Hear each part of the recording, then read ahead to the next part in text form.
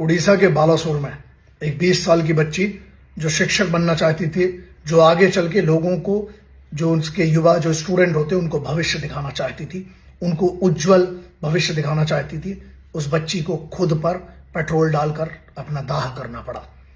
कारण समीर साहू एचओडी, उस कॉलेज के, उड़ीसा के उस बालासोर के कॉलेज का एचओडी, जो उसको पिछले 1 महीने से परेशान कर रहा था, अनवांटेड फेवर्स मांग रहा था और हरास कर रहा था इस बात को कह के कि उसको फेल कर देगा।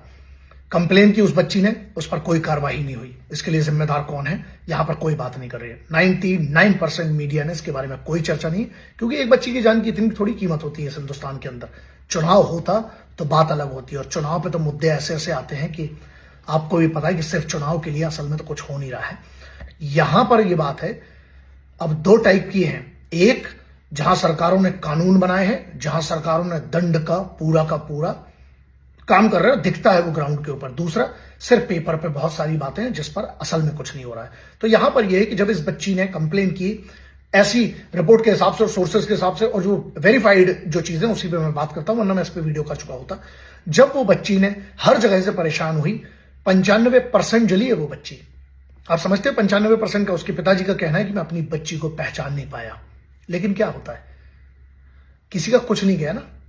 उस बच्ची के साथ जो हुआ है वो समझ सकता है जिसकी खुद की बेटियां होंगी, या वो समझ सकता है जिसके अंदर आज भी ना एक इंसान जिंदा है। ये वाला वीडियो ना, वैसे भी मैं अपने वीडियो में एक बात कहता हूं, अभी भी ध्यान रखना, सांस लेती हुई जिंदा लाशों से कोई मतलब नहीं है, ना तुमसे कोई आशा है। लेकिन जो आज भी ना सांस लेते हुए जिंदा है और सच में चाहते हैं कि मेरा राष्ट्र बेहतर बने, तो ना उसके लिए ना हमें कम से कम सबसे बड़ी चीज मेरे पास जो है वो मेरी आवाज है, मेरी बात है। क्योंकि अगर कोई नहीं रखेगा तो ये तो ऐसे ही मुद्दा भूल जाएंगे ना। अगर उस बच्ची के साथ कुछ हो गया, मृत्यु हो जाएगी, 95% में बहुत मुश्किल चांसेस होते हैं। लेकिन क्या एक जान, यहां पर 354A, ठीक है, उसको एचओडी को अरेस्ट कर लिया, प्रिंसिपल को सस्पेंड कर लिया, तो सिर्फ सस्पेंशन, कोई कमेटी क्यों नहीं है वहां पर, ऐसा कोई पोर्टल क्यों नहीं है?